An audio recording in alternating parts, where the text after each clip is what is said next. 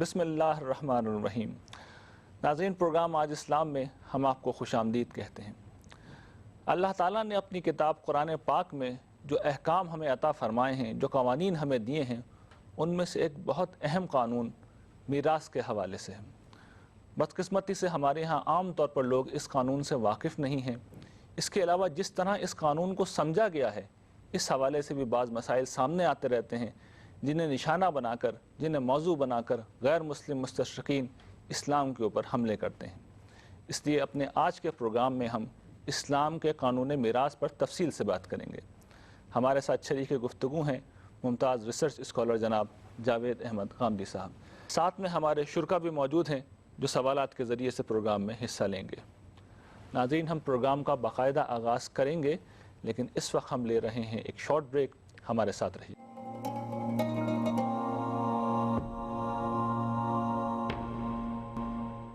Welcome back viewers.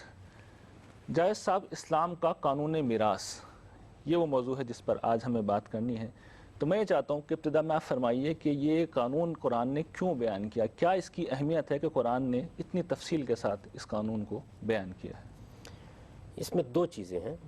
پہلی چیز تو یہ ہے کہ اللہ تعالیٰ نے سورہ بقرہ میں لوگوں کو یہ تاکید فرمائی کہ جو کچھ بھی اپنے پیچھے وہ مال چھوڑ کر جا رہے ہیں اس میں وصیت کریں۔ یہ ضرورت اس لیے پیش آئی کہ بالعموم لوگ اس طرح کی چیزوں کو نظر انداز کر دیتے ہیں۔ مال ہے، یہ سوال تو پیدا ہوتا ہے نا، اب اس نے کہاں جانا ہے؟ آپ اس کے بارے میں کچھ کہنا چاہتے ہیں؟ آپ کے والدین ہیں، آپ کے اقربا ہیں، آپ کے اعزاء ہیں، آپ ان کے حق میں کوئی بات کہنا چاہتے ہیں؟ آپ کسی دوسرے کو کوئی مال دینا چاہتے ہیں؟ آپ کسی دین کے، خیر کے، نیکی کے کام میں کچھ صرف کرنا چاہتے ہیں؟ تو اللہ تعالیٰ نے یہ ہدایت فرمائی کہ انسان کو وصیت کرنی چاہیے۔ اس کی ضرورت تو میرا خیال یہ ہے کوئی بہت زیادہ استدلال کا تقاضا نہیں کرتی۔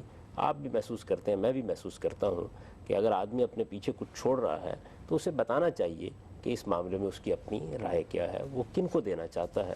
چنانچہ قرآن میں سب سے پہلے وصیت ہی کی تلقین کی گئی، اور یہ کہا گیا کہ یہ تم پر لازم کیا گیا ہے کہ اگر تم میں سے کسی کی موت قریب آ گئی ہے تو اپنے مال کے بارے میں وصیت کر دو۔ دوسرا پہلو وہ ہے جس میں اللہ تعالیٰ نے پھر اپنی وصیت بیان فرمائی اور یہ کہا کہ تم اپنے بعد اپنے اعزاء اقربا میں مال کو اس طرح سے تقسیم کرو۔ تو زیادہ بڑا اور اہم سوال اسی کے بارے میں پیدا ہوتا ہے، یعنی اس کی ضرورت اللہ تعالیٰ نے کیوں محسوس فرمائی؟ جب یہ بات کہہ دی تھی کہ لوگ وصیت کر دیں تو لوگ وصیت کر دیتے، اللہ تعالیٰ نے خود لوگوں کے حصے متعین کیے اور پھر یہ کہا کہ یہ میری وصیت ہے، اس کے مطابق یہ حصے تقسیم کیے جائیں، اور بڑی تفصیل میں جا کے یعنی اس میں یہ بتایا گیا کہ والدین کو کیا دینا ہے، اولاد کو کیا دینا ہے، بیوی کو کیا دینا ہے۔ اس کی ضرورت کیوں محسوس ہے؟ بالکل، اس کی ضرورت کو اللہ تعالیٰ نے خود واضح کر دیا ہے کہ یہ کیا مسئلہ ہے جس کو حل کرنے کے لیے اللہ تعالیٰ نے بطور خود یہ قانون دیا۔ اللہ تعالیٰ یہ کہتے ہیں کہ اتنی بات تو ہر شخص پر واضح ہے کہ اگر وہ اپنے پیچھے کچھ مال چھوڑ رہا ہے تو وہ یہ چاہتا ہے کہ یہ اس کے اعزاء اقربا کے پاس جائے۔ یعنی ایک سوال تو یہ بھی پیدا ہوتا ہے نا کہ آخر آپ مال چھوڑ رہے ہیں تو کس کے پاس جانا چاہیے؟ مثلا ایک آدمی اس سوال کا یہ جواب دے سکتا ہے کہ ریاست کے پاس چلا جانا چاہیے، یہ کسی نیکی کے کام میں صرف ہو جانا چاہیے، کوئی پسند نہیں کرے گا، لیکن یہ انسانی فطرت کے خلاف ہے۔ انسان جب مال کماتا ہے تو آپ دیکھیے کہ اس کے پیچھے صرف اس کی ضرورت ہی نہیں ہوتی، بلکہ انسان مال کو زیادہ سے زیادہ بڑھانا چاہتا ہے، وہ اس میں اعلیٰ مقام پر پہنچنا چاہتا ہے، دنیا کی نعمتوں میں دوسروں کے لیے خیر کے بہت سے اسباب پیدا کرنا چاہتا ہے۔ ہمارے دین میں اس کو ممنوع نہیں قرار دیا گیا۔ مال کمانے کی جد و جہد، اس کو بڑھانے کی جد و جہد اگر صحیح اخلاقی اصولوں پر ہو رہی ہے تو قرآن مجید اس کو خیر سے اور اللہ کے فضل سے تعبیر کرتا ہے۔ اب انسان یہ مال کماتا ہے تو اس سے خود بھی فائدہ اٹھاتا ہے، اپنے اعزاء اقربا کو بھی فائدہ پہنچاتا ہے، مرنے کے بعد بھی اس کی فطری خواہش یہ ہوتی ہے کہ یہ اس کے اعزاء اقربا کو ملے، جن کو دنیا میں بھی اس کے ذریعے سے فائدہ پہنچتا ہے۔ دنیا میں بھی ظاہر بات ہے کہ یا انسان اپنے لیے یہ کما رہا ہوتا ہے یا اپنی اولاد کے لیے یا اپنے ماں باپ کے لیے، اپنی بیوی کے لیے، اپنے بچوں کے لیے، آخر اسی مقصد کے لیے کما رہا ہوتا ہے، تو وہ مرنے کے بعد بھی یہ بات تو فطری طور پر چاہتا ہے کہ ایسے ہی ہو۔ چنانچہ اب دنیا کی پوری تاریخ کا مطالعہ کریں تو اس میں انسان نے اپنے کمائے ہوئے مال کو بالعموم اپنے اعزاء اقربا کو دیا ہے۔ اعزاء اقربا میں سے کس کو دیا جائے؟ یہ سوال ہے، یہ ایک بڑا اہم سوال ہے۔ یعنی ایک آدمی ماں باپ کو دے دے، سب ماں باپ بڑے قریبی تعلق رکھنے والے ہیں، ان کا بڑا درجہ ہے، ان کا بڑا مقام ہے، تو کیا سب ان کو دے دیا جائے؟ کیا صرف اولاد کو دے دیا جائے؟ بہن بھائی وہ بھی آخر انسان کے ساتھ ایک تعلق رکھتے ہیں, کیا انہی کو دے دیا جائے؟ اچھا, اگر ان سب میں سے کسی ایک کا انتخاب کرنا ہے تو اصول کیا ہے؟ مثلا ایک زمانے میں انسانوں نے یہ فیصلہ کیا کہ اولاد اکبر کو دے دیا جائے, یعنی جو آپ کا بڑا بیٹا ہے یا بڑی بیٹی ہے اسی کو سب کچھ دے. یورپ میں ایک طویل عرصے تک یہ ہوتا ایک زمانے تک پوری دنیا میں مختلف نوعیت کے فیصلے انسان نے کیے, لیکن کیا یہ ٹھیک ہے؟ یعنی انسان اس طریقے سے ایک کو دے کر باقی کو محروم کر دے. ایک سوال یہ پیدا ہوتا ہے, اس سوال کا انسان کے پاس کیا جواب ہے؟ یعنی انسان کی آپ 5000 سال کی تاریخ کا مطالعہ کریں, اس میں قانون میراث سے متعلق لوگوں نے انفرادی طور پر بھی بہت سے فیصلے کیے, اجتماعی طور پر بھی بہت سے فیصلے کیے.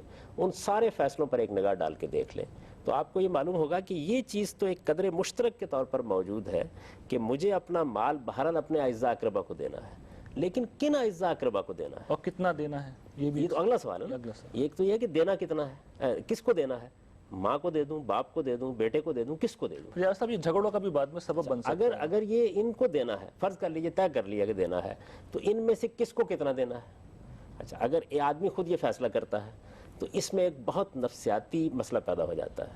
مثال کے طور پر میں نے فیصلہ کیا کہ میں اپنی ماں کو 1/3 دے رہا ہوں اور باپ کو 1/4 دے رہا ہوں. وجہ کیا ہے؟ میں نے ماں کو کیوں ترجیح دے دی, باپ کو کیوں کم دیا؟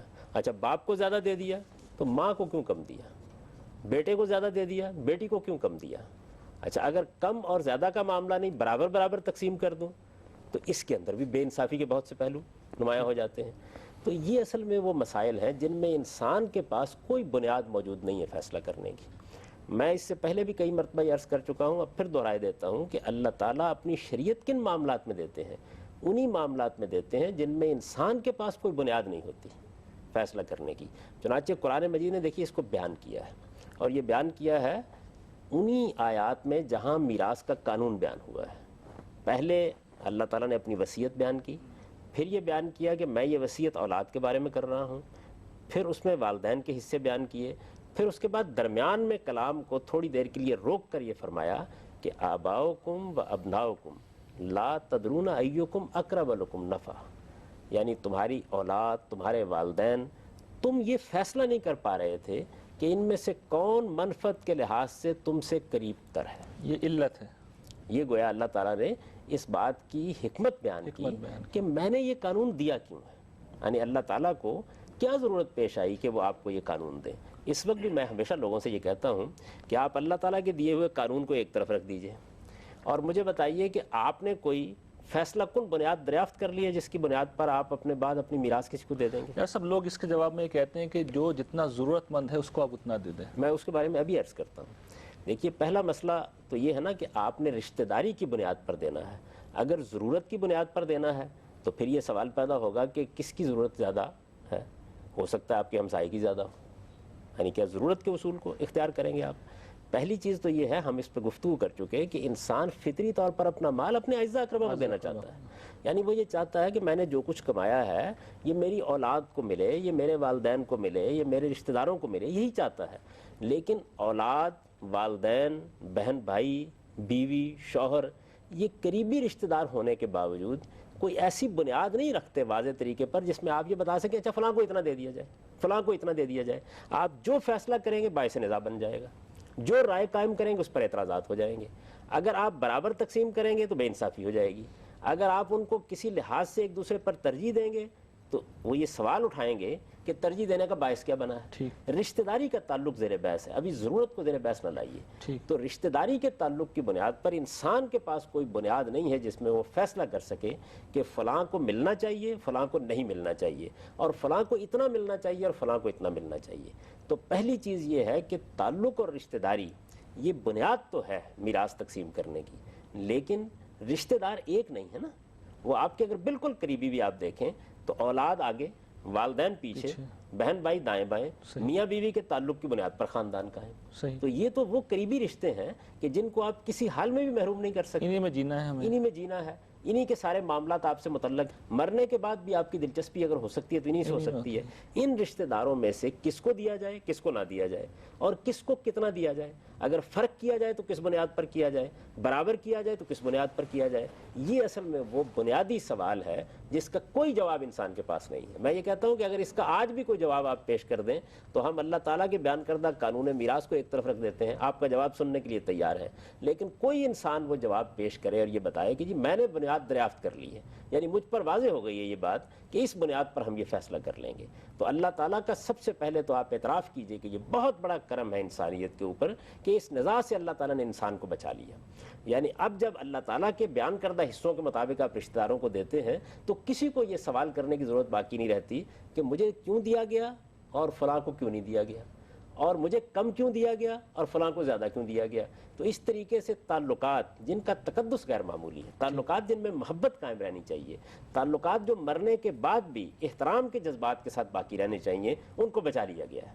یعنی گویا یوں سمجھ لیجئے کہ آپ پر یہ ذمہ داری ڈالنے کی بجائے کہ آپ رشتہ داروں کے مابین فرق کریں, آپ بیٹے اور بیٹی کے درمیان فرق کریں, آپ اولاد اور والدین کے مابین فرق کریں, آپ بیوی اور شوہر کے مابین فرق کریں, یہ ذمہ داری آپ پر ڈالنے کے بجائے اللہ تعالیٰ نے اپنا فیصلہ سنا دیا. پہلی بات یہ. دوسری بات یہ ہے کہ وہ بنیاد کیا ہو جس کی بنیاد پر یہ فیصلہ کیا جائے. عام طور پر انسان جذباتی ہوتا ہے اور وہ جذباتی کی بنیاد پر فیصلہ کرتا ہے. تو اس آیت میں دیکھیے ایک اور کام اللہ تعالیٰ نے کیا. انہوں نے یہ بتایا کہ اس کی بنیاد منفعت ہونی چاہیے, یعنی آپ کو دنیا کی زندگی میں ایک دوسرے سے نفع پہنچتا ہے. ظاہر ہے کہ تعلقات کی اساس یہی ہے. ایک تو آپ کا جذباتی تعلق ہے, جذباتی تعلق میں تو شاید کوئی فرق کرنا ممکن نہ ہو, اور اگر فرق کیا بھی جائے تو اس کو پیمائش کر کے آپ بتا نہیں سکتے کہ کتنا ہے کتنا نہیں. اللہ تعالیٰ نے یہ کہا کہ یہ مال ہے, آپ نے کمایا ہے, آپ اگر دینا چاہتے ہیں اپنے اعزاء اقربا کو تو بنیاد کیا ہونی چاہیے, وہ نفع جو آپ کو حاصل ہوتا ہے. اور ظاہر ہے مادی زندگی میں ہم ایک دوسرے کے محتاج ہیں, تو ایک دوسرے سے کیا منفعت انسان کو حاصل ہوتی ہے, کتنی احتیاج ایک دوسرے کی اس کو لاحق ہوتی ہے, اس کو بنیاد رکھا جائے. لیکن اس بات کو سمجھ لینے کے بعد بھی کہ منفعت پر اس کی بنیاد ہونی چاہیے, آگے پھر ایک سوال پیدا ہوتا ہے, وہ یہ کہ منفعت کی مقدار بھی تو متعین ہونی چاہیے, کس سے کتنی منفعت پہنچتی ہے. چنانچہ یہ ساری چیزیں ہیں جن کو ملحوظ رکھ کر اللہ تعالیٰ نے یہ قانون دیا ہے, اور درمیان میں روک کر یہ بتائیے, بڑی اہم آیت ہے, کبھی زیر بحث نہیں آتی. حالانکہ دلچسپ بات یہ ہے کہ آپ سورہ نساء کو نکالیے, جیسے ہی آپ میراث کے قانون کو پڑھنا شروع کرتے ہیں, 2-3 حصے بیان کرنے کے بعد اللہ تعالیٰ درمیان میں بات کو روکتے ہیں اور پھر یہ بتاتے ہیں, یعنی آپ کے اس سوال کا جواب دیتے ہیں, جس کا میں نے ذرا تفصیل سے ذکر کیا اس لیے کہ یہ تفصیل طلب ہے.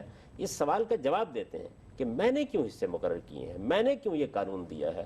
تو یہ کہتے ہیں کہ لا تدرون ایکم اقرب لکم نفعا, تم اصل میں یہ جان نہیں سکتے تھے, تمہارے پاس کوئی ذریعہ اس کا نہیں تھا کہ وہ کیا بنیاد ہے جس پر یہ فیصلہ کیا جائے. میں بتاتا ہوں, وہ بنیاد منفعت ہونی چاہیے. پھر یہ کہ منفعت کی بنیاد پر کون قریب ہے کون بعید ہے, اس کا فیصلہ تم نہیں کر سکتے تھے. خود کرتے تو بہت سے نزاعات کو جنم دے دیتے, تعلقات خراب کرتے, مرنے کے بعد بھی تان و تشنیع ہوتی اور کچھ نہ ہوتا.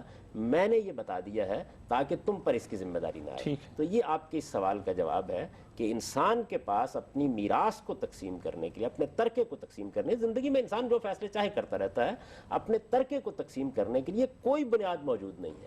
آج بھی اگر انسان کوئی بنیاد پیش کر سکتا ہے تو ضرور کرے. میں پورے اطمینان کے ساتھ آپ یہ کہتا ہوں کہ 5000 سال کی علمی تاریخ میں انسانوں کے فیصلے ہمارے علم میں ہیں, کوئی بنیاد تلاش نہیں کی جا سکی. یعنی الٹپ فیصلے کیے, بڑے بیٹے کو دے دیا جائے, ہر ایک الٹپ فیصلہ, اس کی کوئی بنیاد نہیں ہے. تو کس بنیاد پر یہ فیصلہ کیا جائے کہ کس کو دینا چاہیے, کس کو کتنا دینا چاہیے, اگر اس میں کمی بیشی کرنی ہے تو کمی بیشی کس اصول پر ہونی چاہیے, اصول ہی کیا ہو جس کی بنیاد پر تقسیم کیا جائے, انسان اس کے جاننے کا کوئی ذریعہ نہیں رکھتا. اور اس سے یہ میری بات مزید متحقق ہوتی ہے کہ اللہ تعالیٰ کبھی مداخلت نہیں کرتے انسانی عقل کے معاملات اور اس کے فیصلوں میں جب تک اس کے پاس کوئی بنیاد ہوتی ہے. یہاں کوئی بنیاد موجود نہیں ہے, اس لیے اللہ نے اپنا قانون وراثت قرآن مجید کی اس ہدایت کے خلاف ہے کہ جس میں بیان کیا گیا ہے کہ لیس للانسان الا ما سعی, انسان کو کچھ نہیں ملے گا سوائے اس کے کہ جو اس نے خود کمایا. تو قانون وراثت معلوم ہوتا ہے کہ اس اصول سے متضاد ہے. یہ تو ان مظلوم آیتوں میں سے ہے کہ جس کو لوگوں نے قرآن کے اندر سے نکال کے معلوم نہیں کیا کیا فلسفے اس کی بنیاد پر قائم کر لیے ہیں. آپ اس کو ذرا قرآن مجید میں نکال کر دیکھیے, یہ کس سیاق و سباق میں آئی ہے. وہاں یہ بیان کیا جا رہا ہے کہ یہ تمہاری دنیا کی زندگی تو امتحان کے اصول پر ہے, لیکن اللہ نے اس امتحان کا ایک دن نتیجہ تمہارے سامنے رکھنا ہے, وہ قیامت میں تمہارے سامنے آئے گا اور وہاں تمہاری صحیح تمہارے کام آئے گی. اس کا دنیا سے کوئی تعلق نہیں ہے. دنیا اس اصول پر قائم نہیں ہوئی کہ یہاں آپ جتنی صحیح کریں گے اس کے لحاظ سے آپ کو مل جائے گا. آپ دیکھیے, عمومی مشاہدہ کر کے دیکھ لیجئے, دنیا میں ہم جو صحیح و جہد کرتے ہیں کبھی وہ کامیاب ہوتی ہے, کبھی وہ ناکام ہو جاتی ہے. بعض اوقات نہایت اعلیٰ مقاصد کے لیے کی گئی مساعی ناکام ہو جاتی ہیں, اور بسا اوقات ایک ڈاکو کی صحیح, ایک ظالم کی صحیح کامیاب ہو جاتی ہے. تو دنیا کا نظام امتحان کے اصول پر بنایا گیا ہے. اس آیت دنیا سے کوئی تعلق نہیں, اس کا تعلق آخرت سے. اس میں جو ایک وہاں اللہ تعالیٰ نے یہ قانون بیان کیا ہے کہ جو تم عمل کرو گے, جو صحیح کرو گے, جو جد و جہد کرو گے, اس کے لحاظ سے تمہیں اس کا نتیجہ ملے گا. ایسا اس سوال میں جو پس منظر کی بات ہے وہ یہ کہ انسان کو یہ جو پیسہ ملتا ہے وراثت کا, یہ بغیر محنت کے ملتا ہے, اس لیے یہ ٹھیک نہیں ہے. یہ مطلب ایک سوال اٹھایا دیا جاتا ہے. اس کی بھی کوئی بنیاد نہیں ہے. اس دنیا کی زندگی میں اللہ تعالیٰ نے جو کچھ آپ کو دیا ہے وہ اس کے بغیر ہی دیا ہے. دیکھیں, میں آپ کو چند چیزوں کی طرف توجہ دلاتا ہوں. اللہ تعالیٰ نے میرے, آپ کے یا کسی اور کے پیدا کرنے کا فیصلہ کیا. وہ فیصلہ غریب گھرانے میں پیدا کرنے کا کیا گیا, امیر گھرانے میں پیدا کرنے کا کیا گیا, امریکہ میں پیدا کرنے کا کیا گیا, برطانیہ میں پیدا کرنے کا کیا گیا, پاکستان میں کیا گیا, کسی انتہائی پسماندہ ملک میں کیا گیا. مواقع وہاں کیا تھے؟ ان میں سے کون سی چیز ہے کہ جس کے اندر آپ کی صحیح کی بنیاد پر فیصلہ کیا گیا؟ کوئی نہیں. تو اس بات کو مان لیجئے اصول کے طور پر کہ یہ دنیا اس قاعدے کے مطابق بنائی ہی نہیں گئی. یہ کس قاعدے کے مطابق بنائی گئی ہے؟ اس کو خود قرآن مجید نے بیان کیا, لِيَبْلُوَكُمْ أَيُّكُمْ أَحْسَنُ عَمَلًا. یہ اصل میں امتحان کے اصول پر بنائی گئی ہے. اس دنیا کی زندگی کے بارے میں اگر آپ اس بنیادی اصول کو نہیں سمجھیں گے تو نہ یہ دنیا سمجھ میں آئے گی, نہ آنے والی دنیا سمجھ میں آئے گی. امتحان کے اصول کے اوپر اللہ تعالیٰ نے جب اس کو بنایا ہے تو آپ اس کا جائزہ لے کے دیکھ لیجئے یہ کتنی کامل دنیا ہے. کس لحاظ سے؟ امتحان کے لحاظ سے. یہ انصاف کے اصول پر نہیں بنی. انصاف کا دن آنے والا ہے. آپ سورہ فاتحہ پڑھتے ہیں تو آپ یہ دیکھیے کہ اس میں سب سے بڑھ کر جس چیز کا آپ اعتراف کرتے ہیں وہ کیا چیز ہے؟ مالک یوم الدین, یعنی ایک انصاف کا دن آنے والا ہے, بدلے کا دن آنے والا ہے, جزا و سزا کا دن آنے والا ہے. اللہ تعالیٰ نے اس دنیا کو امتحان کے اصول پر بنایا. آنے والی دنیا جزا و سزا کے اصول پر بنی ہے. وہاں جو جس نے کیا ہے اس کے ایمان اور اس کے عمل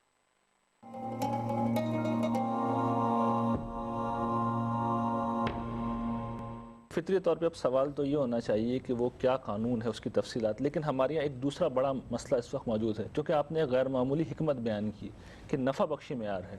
ہمارے ہاں وراثت کے قانون پہ لوگ عمل ہی نہیں کرتے, اس طرح کے بالعموم بیٹوں میں بانٹ دیتے ہیں. تو میں چاہتا ہوں اسی موقع پہ آپ یہ بھی فرما دیجیے کہ اس قانون کی اہمیت کیا ہے اور اسے نہ ماننے یا اس پر عمل نہ کرنے کے کیا نتائج قرآن نے اگر ہیں تو بیان کیے ہیں. دیکھیں, یہ قرآن مجید میں تو اگر آپ ان آیات کو پڑھیں تو یہ معلوم ہوتا ہے کہ قتل کے بعد اللہ تعالیٰ نے سخت ترین وعید اسی قانون کی خلاف ورزی پر سنائی. یعنی یہ بتایا گیا ہے کہ یہ میرے قائم کردہ حدود ہیں. ان حدود کی اگر کوئی خلاف ورزی کرتا ہے تو اس کو سمجھ لینا چاہیے کہ اس کی جزا جہنم ہے. یعنی اس پہ وعید ہے, اس پر یہ وعید ہے قرآن میں, اور اس میں ہر انسان کو متنبہ ہونا چاہیے.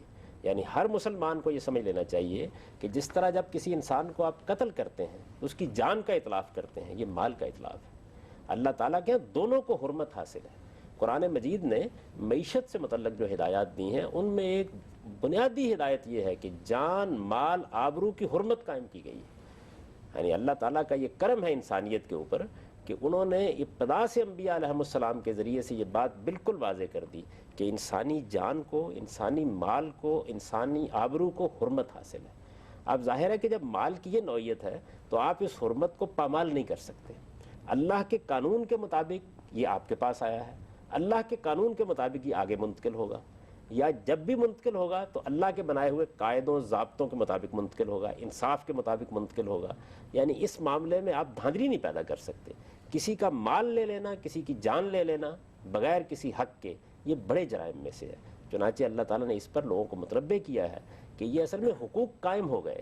یعنی جیسے ایک آدمی دنیا سے رخصت ہوا ہے, دنیا میں جب وہ تھا وہ خود فیصلے کر رہا تھا, جب وہ دنیا سے رخصت ہوا ہے تو اب گویا یہ مال اس کی امانت ہے, اور یہ امانت اللہ کے قانون کے مطابق اس کے حصے داروں کو پہنچ جانی چاہیے. اور اگر کسی نے اپنی مرضی سے ان حصوں کو بدلا تو اس کی سزا جہنم, اس کی سزا جہنم ہے. یعنی میں آپ سے عرض کر رہا ہوں کہ یہ کبیرہ گناہوں میں سے ہے. یعنی قرآن مجید نے جو بڑے گناہ بیان کیے ہیں جن پر اللہ تعالیٰ جہنم میں ڈال دیں گے ایک ایمان رکھنے والوں کو بھی, ان میں سے ایک جرم یہ ہے. ٹھیک ہے. اچھا جیسا اب یہ فرمائیے کہ قانون کی تفصیلات کیا ہے. یعنی یہ عام طور پر تو تصور یہ ہے کہ اولاد ہی وارث ہوتی ہے, تو اسلام نے ان اس مال کو کس طریقے سے تقسیم کیا ہے؟ سب سے پہلی ہدایت تو میں ذرا پیچھے کی طرف سے جاؤں گا، وہ یہ ہے کہ آپ کو اپنے مال میں وصیت کرنی چاہیے۔ سب سے پہلی ہدایت اللہ تعالیٰ نے یہ دی ہے، یعنی وصیت آپ کی مرضی اس کی ذرا وضاحت سب سے پہلے زیر بحث آئے گی کہ آپ کا مال ہے، آپ دنیا سے رخصت ہو رہے ہیں، تو آپ یہ بتائیے کہ آپ کسی کو کچھ دینا چاہتے ہیں اس میں سے؟ اچھا، یہ حق دیا ہے؟ یہ اللہ تعالیٰ نے حق دیا ہے۔ اور آپ دیکھیے یہ جتنا قانون بیان ہوا ہے، اس قانون میں اللہ تعالیٰ ایک حصہ بیان کرتے ہیں، اس کے بعد کہتے ہیں من بعد وصیت توصون بہا ہوتا ہے، یعنی اس وصیت کے بعد یہ قانون لاگو ہوگا جو آپ نے کر دی ہے۔ لیکن یہ وصیت کیا لازمی ہے یا اختیاری ہے؟ وصیت کرنے کو لازم کیا گیا ہے، ہر مسلمان کو چاہیے کہ وہ جو کچھ بھی وصیت کرنا چاہتا ہے وہ کرے۔ اگر وہ یہ کہتا ہے کہ مجھے کچھ بھی نہیں کرنا، اللہ تعالیٰ نے جو وصیت کر دی ہے بس وہ میرے پورے مال پر لاگو کر دی جائے تو ٹھیک ہے، لیکن اللہ نے اس کو یہ حق دیا ہے کہ اگر تم کوئی وصیت کرنے کا اپنے ذہن میں خیال رکھتے تھے تو پھر کرو اس کو، کتب علیکم الوصیہ، تم پر لازم کیا گیا ہے یہ۔ جناب صاحب، اس میں ایک سوال اور بھی پیدا ہوتا ہے کہ زندگی میں تو بہرحال کچھ بھی دیا جا سکتا ہے۔ یہ آپ نے بڑا اچھا سوال کیا۔ اس کی وجہ یہ ہے کہ بسا اوقات لوگ یہ خیال کرتے ہیں کہ یہ جو کچھ بھی ترکے کے احکام بیان کیے گئے ہیں، زندگی میں بھی آدمی کے تصرفات ایسے ہی ہونے چاہیے۔ ایسا نہیں ہے، زندگی میں آپ اپنے مال میں جو تصرف انصاف کے مطابق کرنا چاہیں وہ کر سکتے ہیں۔ زندگی میں کسی بیٹے کو دینا چاہیں، کسی بھائی کو دینا چاہیں، آپ دے سکتے ہیں۔ زندگی میں اللہ تعالیٰ نے آپ کے تصرفات پر کوئی پابندی نہیں لگائی، اور اگر زندگی میں آپ کوئی کام کر رہے ہیں تو وہاں بھی صرف یہی بات آپ سے کہی جائے گی کہ دیکھیے آپ اللہ کے قانون کو پیش نظر رکھیے، آپ یہ چیز ذہن میں رکھیے کہ کہیں آپ کے اعزاء اقربا کو آپ کے اقدامات پر اعتراض نہ ہو، یہ چیز جھگڑوں کا باعث نہ بن جائے، آپ انصاف سے کام لیں، لیکن اس میں کسی قانون کا کوئی تعلق نہیں۔ اللہ کا جو قانون ہے یہ میراث کا قانون ہے۔ میراث کا مطلب ہے جب آپ دنیا سے رخصت ہوتے ہیں اس کے بعد آپ کے ترکے کو کس طرح تقسیم کیا جائے، اس کا دنیا میں آپ کے تصرفات سے کوئی تعلق نہیں۔ جب تک آپ جیتے ہیں آپ کو حق حاصل ہے اپنا مال جس کو چاہے دیں، سارا اٹھا کر کسی کو دے دیں، لیکن انصاف کے ساتھ۔ یہ انصاف اور عدل یہ تو بنیادی اصول ہے نا، آپ کو ظلم نہیں کرنا چاہیے۔ یہ زندگی میں بھی آپ کوئی کام کریں گے تب بھی آپ کو کہا جائے گا، لیکن زندگی میں مال کا مالک موجود ہے، اس وجہ سے اس کے تصرفات پر کوئی پابندی نہیں لگائی گئی، اس کا ہاتھ نہیں پکڑا گیا، اس کو آزاد چھوڑا گیا ہے، وہ جس کو جو جی چاہے جتنا چاہے دے، وہ خدا کی راہ میں خرچ کرنا لیکن پھر وہ اس کی ملک ہو جائے گا۔ ظاہر بات ہے۔ بات یہ ہے کہ سیدنا ابوبکر صدیق کے بارے میں آپ بتاتے ہیں کہ انہوں نے اپنا سارا مال ایک موقع کے اوپر اللہ کی راہ میں دے دیا۔ بیان کیا جاتا ہے نا ایک واقعہ جس کو علامہ اقبال نے بھی نظم کیا ہے کہ صدیق کے لیے ہے خدا کا رسول بس، تو ان کو یہ حق حاصل تھا۔ یہ کام تو ہر انسان کر سکتا ہے، لیکن مرنے کے بعد آپ جو کچھ چھوڑ رہے ہیں ان میں آپ کو وصیت کا حق دیا گیا ہے، تاہم وصیت آپ قاعدے قانون کے مطابق کریں، اتنی کریں جس سے آپ کے حقوق تلف نہ ہو۔ ایسا وصیت میں ایک سوال اور بھی پیدا ہوتا ہے کہ ایک تصور یہ ہے کہ اگر کوئی مال بچتا ہے تو وصیت صرف اسی میں ہوتی ہے، اس کے علاوہ وصیت نہیں کی جا سکتی۔ بچتا ہے سے کیا مراد ہے؟ مطلب اگر کسی صورت میں وارثوں کے حق میں وصیت جو کچھ اللہ تعالیٰ نے کی، اس کے بعد کسی صورت میں اگر کچھ پیسے بچ رہے ہیں تو وصیت بس اسی میں ہوتی ہے، اس کے علاوہ نہیں کر سکتے۔ یہ بات تو کوئی بھی کہنے کی جسارت نہیں کر سکتا۔ اس کی وجہ یہ ہے کہ وہاں تو اللہ تعالیٰ نے بار بار یہ بتایا ہے کہ میں جو حصے بیان کر رہا ہوں من بعد وصیت، من بعد وصیت، یعنی یہ تو اردو زبان سمجھنے والا بھی جانتا ہے کہ بعد کا کیا مطلب ہوتا ہے، کہ پہلے تمہاری وصیت اس کے بعد یہ حصہ۔ ٹھیک ہے، پہلی چیز وصیت کا حق انسان کو، بلکہ اس کے ساتھ مزید ایک بات کہی ہے کہ اگر کوئی انسان اپنے پیچھے قرض چھوڑ کے جا رہا ہے، قرض بھی پہلے دینا تو قرض بھی پہلے ادا کیا جائے گا۔ بلکہ پھر یہ بحث پیدا ہو گئی کہ اگر آدمی پر قرض بھی ہے اور وصیت بھی اس نے کی ہے، مال اتنا ہی ہے کہ اس میں یا قرض دیا جا سکتا ہے یا وصیت پوری کی جا سکتی ہے، تو ہمارے فقہا نے بالکل ٹھیک فیصلہ کیا کہ قرض پہلے ادا کیا جائے گا، اس لیے کہ یہ تو ذمہ داری اس پر عائد ہو گئی ہے۔ وصیت تو اسی مال کے بارے میں کر سکتا ہے جو دوسروں کا حق نہیں ہے۔ صحیح۔ جب قرض اس کے اوپر ہے تو قرض دوسروں کا حق ہے، پہلے آپ اس کو ادا کریں۔ ٹھیک ہے، تو قرض ادا کیا جائے گا، پھر وصیت پہ عمل کیا جائے گا۔ دو چیزیں ہو گئی۔ میں یہاں صرف اتنی بات واضح کرنا چاہتا ہوں کہ وصیت کے معاملے میں دو غلط فہمیاں ہیں، ان کو دور کر لینا چاہیے۔ جی، وہ کیا ہے؟ ایک تو جو ہمارے ہاں وہی روایت جس کا میں نے ذکر کیا، اس سے ہمارے فقہا نے عام طور پر یہ قاعدہ بنا لیا کہ 1/3 سے زیادہ وصیت کرنا قانوناً جرم ہے، یا قانوناً گناہ ہے، یا قانوناً ممنوع ہے۔ ایسا نہیں ہے، یعنی 1/3 رسالت مآب صلی اللہ علیہ وسلم کا مشورہ ہے، آپ نے ترغیب دی ہے، آپ نے اس کی حکمت بیان کی ہے، اس پر پابندی نہیں عائد کر دی، اور اس سے گویا یہ مقصود ہے کہ ایک آدمی کو یہ بتایا جائے کہ تمہیں اللہ تعالیٰ کے ایک مقرر کردہ حصوں کو باطل نہیں کرنے کی کوشش کرنی چاہیے، یہ ظلم کا باعث بن جائے گا۔ لیکن یہ نہیں کہا کہ 1/3 سے زیادہ تم وصیت کر ہی نہیں سکتے۔ اس کی ذرا وضاحت فرما دیں، یعنی کیا آپ کے نزدیک اس کا امکان ہے کہ بعض صورتوں میں ایک شخص اپنے آدھی دولت جو چھوڑ رہا ہے اس کی وصیت کر دے اور وہ گناہگار نہیں ہوگا؟ اگر اس نے انصاف کے ساتھ یہ معاملہ کیا ہے، اس کا خیال یہ ہے کہ اس کے پاس اس کے دلائل موجود ہیں، وہ اللہ تعالیٰ کے حضور میں ان کو پیش کر سکے گا، تو قانونی پابندی نہیں ہے۔ لیکن بغیر کسی وجہ کے، جیسے حضور نے اس آدمی کو کہا کہ 2/3 اگر کرتے ہو تو یہ تمہارے حقداروں کو محروم کرنے کا باعث بن جائے گی، آدھی کرتے ہو تو یہ بھی حقداروں کو محروم کرنے کا باعث بن جائے گی۔ پھر جب کہا 1/3 تو آپ نے کہا ہاں یہ کافی ہے۔ تو اس کا مطلب یہ ہے کہ پابندی تو نہیں لگائی گئی، لیکن آپ کو ترغیب دی گئی ہے، تلقین کی گئی ہے کہ آپ اللہ کے قانون کی حکمت کو سمجھیں اور اس کے مطابق اپنے حق تلفی نہ کرنا۔ اسی زمانے میں ایک سوال یہ پیدا ہوتا ہے کہ ہمارے یہاں بڑا رواج ہے اس بات کا کہ اگر کسی کو کہتے ہیں یہ اپنے بیٹے کو میں نے آنکھ کر دیا اور اپنی ورثے سے محروم کر دیا، تو اس کی شرعی حیثیت یہ بھی وصیت کی ایک دوسری شکل ہو گئی کہ محروم کر دیا، آنکھ کر دیا۔ دیکھیے بات یہ ہے کہ یہ ٹھیک ہے بالکل کہ وصیت کرنے یا کسی دوسرے آدمی کے بارے میں کوئی رائے قائم کرنے کا آپ کو حق حاصل ہے۔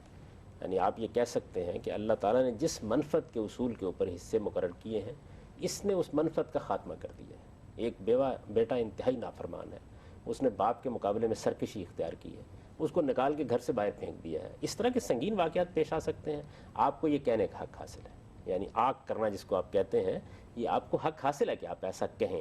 اب اس کے مطابق عمل کرنا ہے بعد میں، اس پر اللہ تعالیٰ نے ایک بڑی اعلیٰ بات کہہ دی ہے، وہ یہ ہے کہ فمن خاف من موسن جنفن و اسما، اگر وصیت کرنے والے کی وصیت میں خواہ وہ کسی کو آگ کرنے کے لیے کی ہے یا کسی کو دینے کے لیے کی ہے، یہ محسوس کیا جاتا ہے کہ حق تلفی ہو گئی ہے، جذبات میں آ جاتا ہے نا آدمی بعض اوقات، جانبداری کا غلبہ ہو گیا ہے، تو معاشرہ آگے بڑھے اور اصلاح کر دے۔ یہ سورہ بقرہ میں غالباً سورہ بقرہ میں فرمایا ہے۔ چنانچہ ظاہر ہے کہ معاشرہ آگے بڑھے، اب کی صورت میں بڑھے گا، عدالت کی صورت میں بڑھے گا۔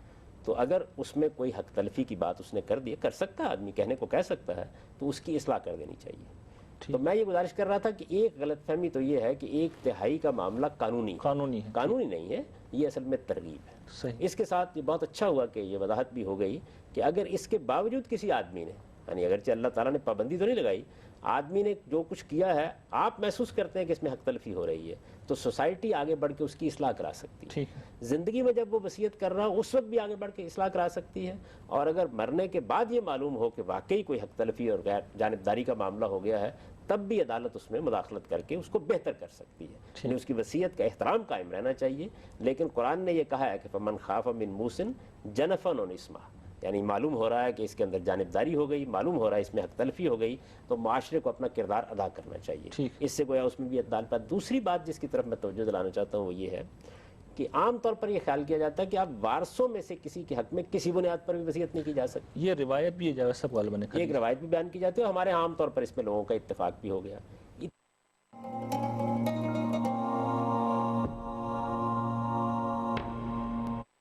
اتنی بات تو بالکل درست ہے کہ رشتہ داری کے تعلق کی بنیاد پر قرآن مجید سے بھی یہ بات صاف معلوم ہوتی ہے کہ آپ وصیت نہیں کر سکتے۔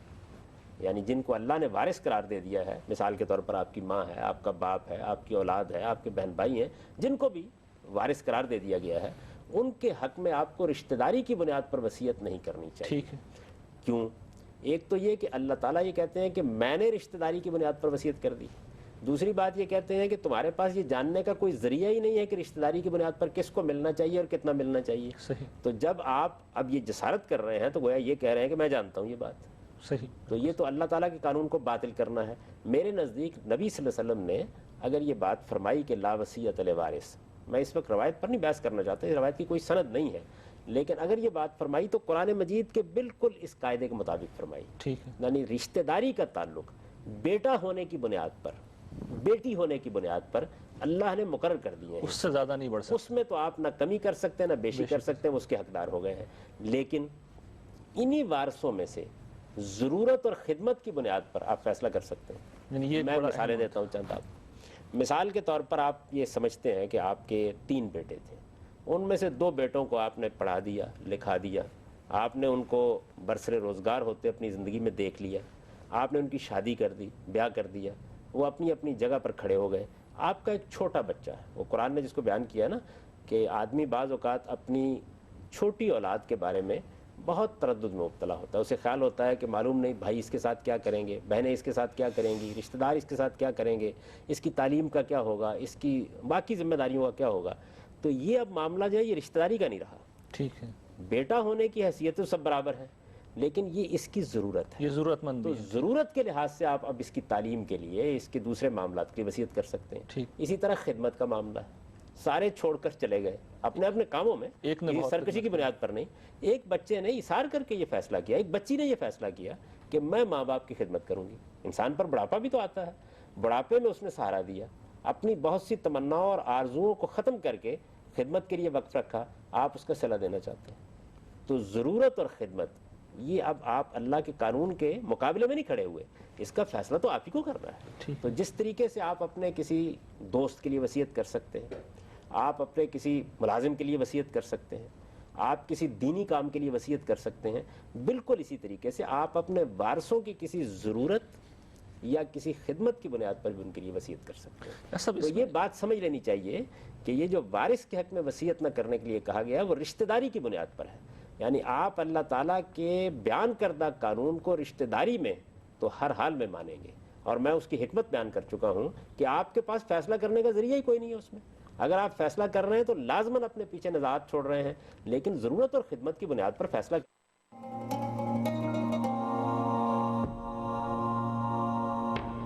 چیلنج کیا جا سکتا ہے اس بات کو. دوسرے وارث چیلنج کر سکتے ہیں کہ خدمت تو ہم نے بھی بہت کی تھی، ہمیں کچھ نہیں دیا. اور دوسرا یہ کہ اگر دینا ہی ہے تو زندگی میں دیجئے، کیوں مرنے کے بعد پھر وہ فساد پیدا ہوگا. اگر اس دیکھیے بات یہ ہے کہ بعض ایسے حالات ہوتے ہیں کہ اس میں زندگی میں یہ ممکن نہیں ہوتا کہ آپ یہ فیصلہ کریں. آدمی نے جینا ہے، مکان میں اس کے رہتا پاس کوئی مکان ہے، اس کے پاس کوئی جائیداد ہے، وہ ساری چیزوں سے اگر محروم ہو جائے گا تو کیا خبر کہ جن کے حق میں وہ وصیت کرنے والا وہی اٹھا کے اس کو باہر پھینک دیں. تو یہ بعض حالات میں آسان نہیں ہوتا. اور پھر یہ کہ معاملات بسا اوقات آپ کے بعد پیش آنے والے ہوتے ہیں. ایک چھوٹا بچہ ہے تو آپ یہ محسوس کرتے ہیں کہ اس کی تعلیم کے لیے میں کچھ پیسے جمع کرا دوں. یہ ہو سکتا ہے. معروف بات ہے یہ معاشرے میں کہ کوئی آدمی مرنے والا بچے کی شادی کے لیے یا تعلیم کے لیے پیسے چھوڑ کے چلا جاتا ہے، اور وہ کہتا ہے کہ یہ پیسے جو ہیں اس کی تعلیم کے لیے یا اس کی شادی کے لیے رکھ دیے جائیں، کیونکہ بچوں کی میں نے شادی کر دی ہے اور اس کے لیے میں یہ چھوڑ کے اس کو لوگ ممنوع سمجھتے ہیں. وہ یہ کہتے ہیں کہ دیکھیے وارثوں کے حق میں وصیت نہیں ہو سکتی، تو یہ پیسے کیوں چھوڑے گئے. میں یہ بتا رہا ہوں کہ یہ چھوڑنے کا حق ہے آدمی کو. یعنی اس کے ذریعے سے اللہ تعالیٰ نے پہلے آپ کو وصیت کا حق دیا، پھر وارثوں کے معاملے میں بھی کسی بے انصافی سے بچانے کے لیے آپ مزید اس حق کو استعمال کر سکتے ہیں. وہی وصیت کا حق ہے جو آپ استعمال کر رہے ہیں. یعنی میں یہ بات واضح کرنے کی کوشش کر رہا ہوں کہ جب یہ بات کہی جاتی ہے کہ آپ اپنے وارثوں کے حق میں وصیت نہیں کر سکتے، اس کا ایک خاص مطلب ہے. اس کا مطلب یہ ہے کہ محض رشتہ داری کی بنیاد پر آپ کو حق حاصل نہیں رہا. ٹھیک ہے. محض رشتہ داری اور محض رشتہ داری کے تعلق کی بنیاد پر آپ کے پاس فیصلے کی کوئی اساس ہی موجود نہیں ہے. لیکن اس سے آگے ضرورت، خدمت، یہ سب چیزیں ہیں. لیکن سب میرا ایک دوسرا سوال یہ تھا کہ تنازع اگر پیدا ہو رہا ہے کہ بھئی ہم نے بھی تو بہت خدمت کی ہے، تو پھر اس کا تو کوئی حل ہونا چاہیے. اس کا فیصلہ تو اصل میں اس آدمی نے کرنا تھا، کس نے خدمت کی نہیں کی، کس کی ضرورت ہے. جب خدا نے اس کو وصیت کا حق دیا ہے تو یہ فیصلہ اسی کو کرنا ہے. البتہ وہی میں عرض کر چکا کہ یہ معلوم ہوتا ہے کہ یہ تو بڑی بے انصافی کر دی گئی ہے. نام خدمت اور ضرورت کا لے کر حقوق تلف کیے گئے ہیں. تو یہ وہی چیز ہے جس کو قرآن نے بیان کی ہے. پھر اس کو آپ کو اسٹیبلش کرنا ہوگا، اور اگر اس میں عدالت محسوس کرتی ہے کوئی اصلاح کر دی ہے تو وہ اصلاح بھی کر سکتی ہے، لیکن حق حاصل آدمی کو. اب اس کے بعد دیکھیے کہ کیا ہوا.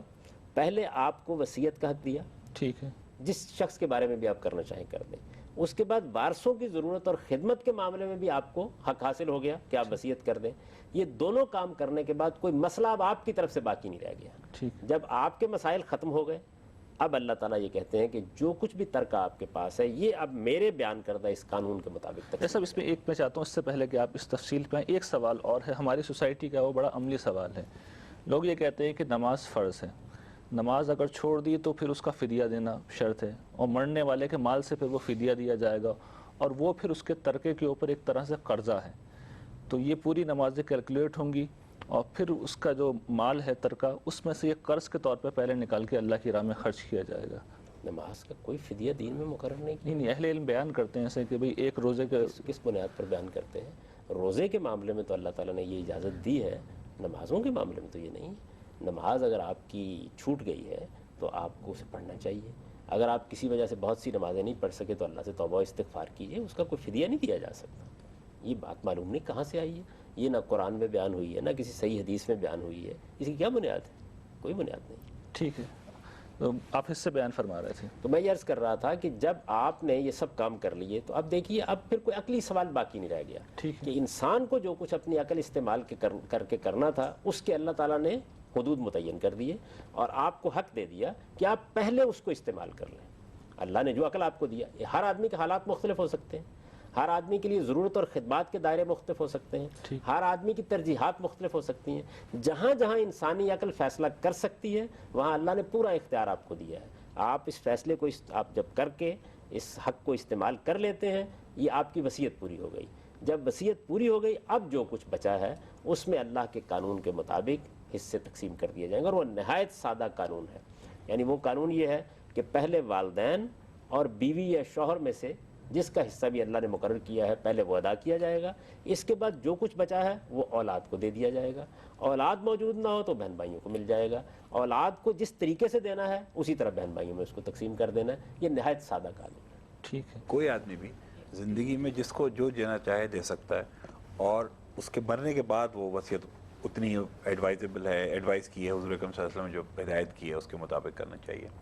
تو کوئی آدمی ناانصافی تو بڑے آرام سے کر سکتا ہے نا، کہ ایک آدمی، ایک کوئی بیٹا یا بیٹی اس کا منظور نظر ہو تو باقی جو دوسرے لوگ ہیں، دوسری اولاد جو ہے وہ ان سے ہٹا کے دوسروں کو سب دے دے پیسے، تو کیا یہ بہتر نہیں ہے کہ اس کو اس کے مطابق تقسیم کرتا رہے اپنی، یا اپنی دے بھی زندگی میں بھی تو ذرا کوشش کر کے تقسیم اس طرح کرے کہ جو اللہ تعالیٰ کا قانون ہے اس کے مطابق؟ یہ بہت اچھی بات ہے کہ وہ دنیا میں بھی اگر اپنی اولاد کو کچھ دینا چاہتا ہے اور وہ محسوس کرتا ہے کہ ترجیح دینے کی کوئی وجہ نہیں ہے۔ دیکھیے، ایک تو وہاں بھی دنیا میں بھی ضرورت کی بنیاد پر آپ دیتے ہیں۔ مثلا ایک بیٹا پڑھنے کے لیے جا رہا ہے باہر، ایک بچی کی شادی آپ کرنے والے ہیں، تو اب تو ظاہر بات ہے کہ اس موقع پر آپ تقسیم تو نہیں کرنے کے لیے بیٹھیں گے نا، اس کی وہ ضرورت پوری کر دیں گے۔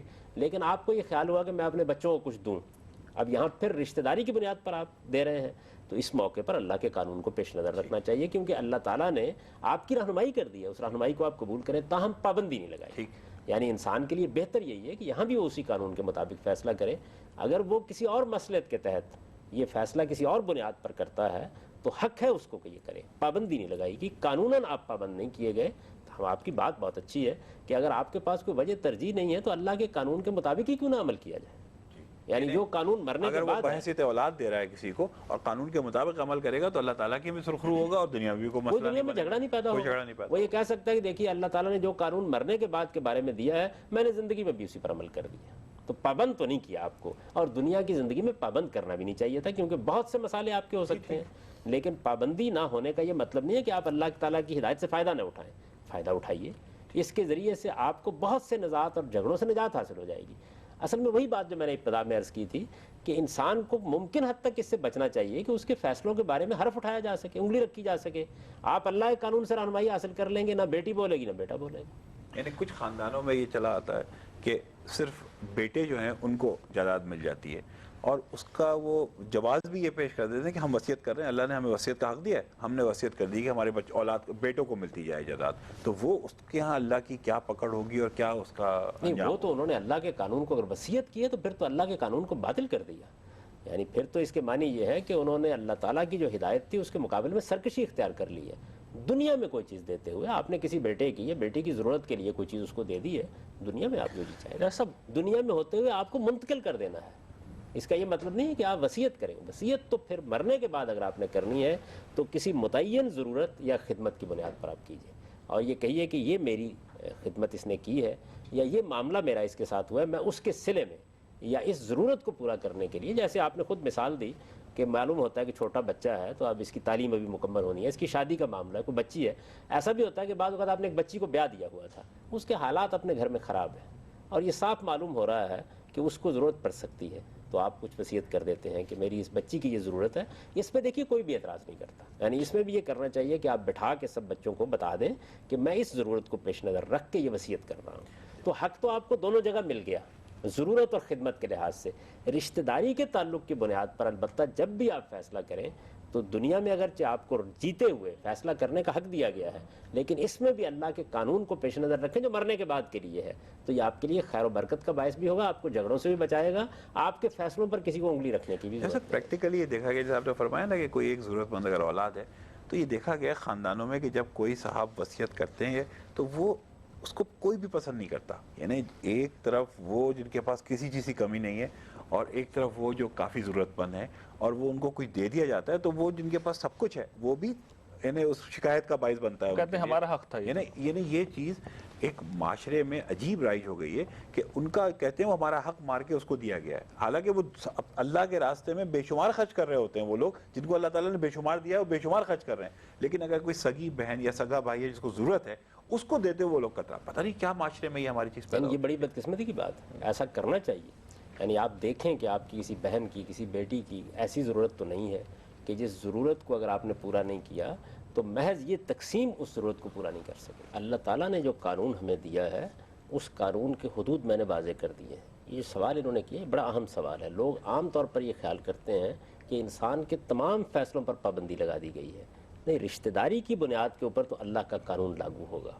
اور جس طرح کہ میں نے عرض کیا، دنیا میں بھی اگر آپ دنیا میں رہتے ہوئے، ابھی آپ دنیا سے رخصت نہیں ہوئے، آپ کسی بچے کو کچھ دے رہے ہیں یا بچی کو کچھ دے رہے ہیں تو اس میں بھی اللہ کے قانون کو آپ پیش نظر رکھیں. اگرچہ میں نے بار بار واضح کیا ہے کہ اس قانون کا تعلق اصل میں ترکے سے ہے. دنیا کی زندگی میں آپ کا ہاتھ نہیں باندھا گیا، تاہم کسی کی ضرورت، کسی کی خدمت، یہ چیز جس طرح دنیا میں آپ کو اس کا حق دیتی ہے دنیا میں رہتے ہوئے کہ آپ اس ضرورت کو پورا کریں اور اس پر کسی کو اعتراض نہیں کرنا چاہیے. اس طرح مرنے کے بعد بھی اگر آپ محسوس کرتے ہیں کہ کسی ایک بیٹی، کسی ایک بیٹے کے لیے ضرورت اور خدمت کی بنیاد پر آپ کوئی وصیت کر رہے ہیں تو اس کا حق میں نے آپ سے عرض کیا کہ بالکل آپ کو حاصل ہے.